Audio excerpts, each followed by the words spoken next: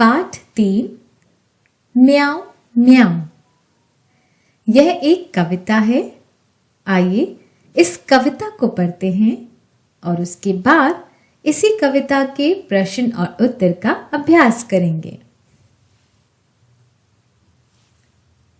सोई सोई एक रात में सोई सोई, रोई एकाएक बिलक कर रोई। रोती क्यों ना मुझे नाक की एक नोक पर काट गई थी चोइया चूटी। चोइया काट गई चूटी भर। सचमुच बहुत डरी चोइया से सच बहुत डरी मैं। खड़ी देखकर चोइया को मैं लगी कांपने घड़ी घड़ी में। सूझा तभी बहाना मुझको सूझा एक बहाना। जरा डराना चोइया को भी जरा डराना। कैसे उसको भला डराऊं। धीरे से मैं बोली म्याऊं म्याऊं म्याऊं म्याऊं म्याऊं। तो बच्चों, ये कविता एक लड़की की है जो चुईया देखकर रात को डर गई थी। जब वो सो रही थी तो उसकी नाक की नोक पर एक चुईया ने काटा, तो जिससे कि उसकी नींद खुल गई और वो डर गई। फिर सोचा उसे कोई उपाय सूझा कि मैं इसको कैसे भगाऊं, तो उसने म्याऊं म्याऊं म्याऊं करके उस चुईया को भगा दिया। आइए अब इस कविता के प्रश्न और उत्तर का अभ्यास करते हैं। सुहानी की बात। तुम्हें अपनी दोस्त सुहानी याद है ना? उसका एक दोस्त भी था। उस नटखट दोस्त का नाम लिखो। तो बच्चों, यहाँ पर मैंने लिखा है मिक्की, यानी कि उस नटखट दोस्त का नाम लिखा है मैंने मिक्की। आप चाहें आप अपने खुद से कुछ नाम सोचकर लिख सकते हैं। अगला प्रश्न है, इस कविता में बिल्ली की आवाज किसने निकाली है? उसका भी नाम सोचो।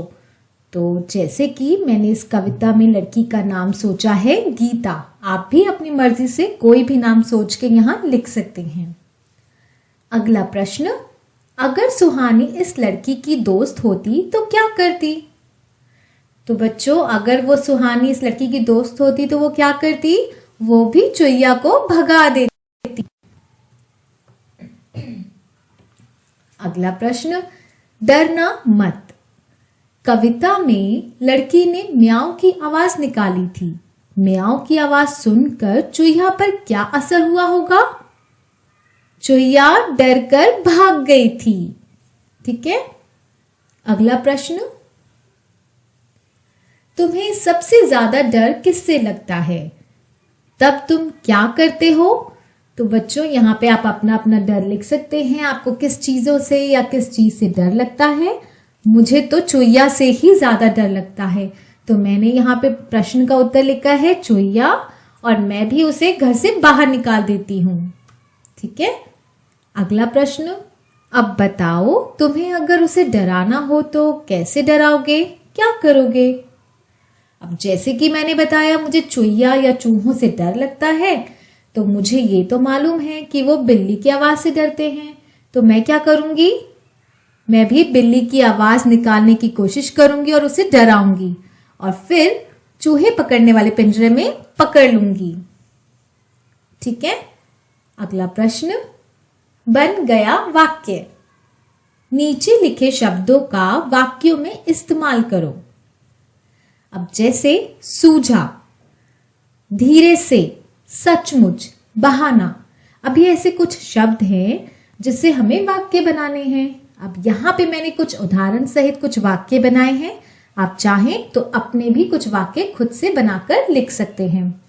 जैसे पहला, सूझा, यानी कि हमें कुछ उपाय सूझा, ऐसा बोलते हैं ना, वैसे। तो अब जैसे यहाँ पे मैंने सोचा, बच्चों को पढ़ाने के लिए टीचर को एक खेल सूझा, यानी उन्होंने कुछ सोचा। ठीक है। धीरे से, मेरा भाई सो रहा था, इसलिए मैं धीरे से पानी लेने उठी। अगला सचमुच यानी सही में जो होता है, तो सचमुच ये जगह बहुत सुंदर है। अगला है बहाना। टीना पढ़ाई ना करने का बहाना बना रही है। गलत बात है ना। टीना क्या, कोई भी हो, पढ़ाई ना करने का बहाना कभी नहीं करना चाहिए। पढ़ाई हमेशा करनी चाहिए। ये तो सिर्फ वाक्य बनाया है, लेकिन हमें पढ़ाई जरूर करनी चाहिए। अगला है नोक। चुहिया ने नाक की नोक पर चूटी भरी। किन किन चीजों की नोक होती है लिखो और उसका चित्र भी बनाओ। तो बच्चों, नोक किस किस चीजों की होती है? पेंसिल, पेन, चाकू, तलवार, तीर, भाला। आप चाहें तो आप अपने भी कुछ उदाहरण यहाँ पे लिख सकते हैं। अगला है चूंटी। चूंटी अंगूठे और उंगलियों से भरी जाती है। अंगूठे और उंगलियों से और कौन कौन से काम किए जा सकते हैं? जैसे कि चुटकी बजाना। अब यहाँ पे मैंने कुछ उदाहरण दिए हैं। पेंसिल पकड़ना, नोट गिनना, नमक डालना। ऐसे ही कुछ उदाहरण आपको मालूम है तो आप भी यहाँ लिख सकते हैं। शब्दों का उलटफेर। सूझा मुझको एक बहाना, मुझको सूझा एक बहाना। अब आपने एक कविता पढ़ी है, आप जानते होंगे इस कविता में एक ही बात को दो तरीके से दो तरीके के वाक्यों से लिखा गया है। ठीक है, इसी तरह कविता में कही गई इस बात को बातचीत में इस तरह कहेंगे, मुझको एक बहाना सूझा, यानी कि एक वाक्य को दो तरीकों से लिखा गया है। इसी तरह नीचे लिखी बातों को दो तरीके से लिखो। जैसे खड़ी गाय थी चौराहे पर। अब इसको हम अलग से दो तरीके से हम कैसे लिख सकते हैं? जैसे गाय चौराहे पर खड़ी थी, चौराहे पर गाय खड़ी थी। तो इसका मीनिंग सेम है, लेकिन हमने दो तरीके से इसको वाक्यों में लिखा है। ऐसे ही घुस गया शेर जंगल में। जंगल में शेर घुस गया, शेर जंगल में घुस गया। दोनों का मतलब मीनिंग तो सेम है ना, तो हमने उनको अलग अलग वाक्यों पे लिखा है। तो बच्चों, यहीं पर हमारी कविता और उसके प्रश्न और उत्तर का अभ्यास खत्म होता है। अब मैं आपको मिलती हूँ मेरे अगले वीडियो में एक नए पाठ के साथ। मेरे चैनल को लाइक, शेयर और सब्सक्राइब जरूर कीजिएगा, जिससे कि आने वाले पाठ की जानकारी आपको मिल जाए। धन्यवाद।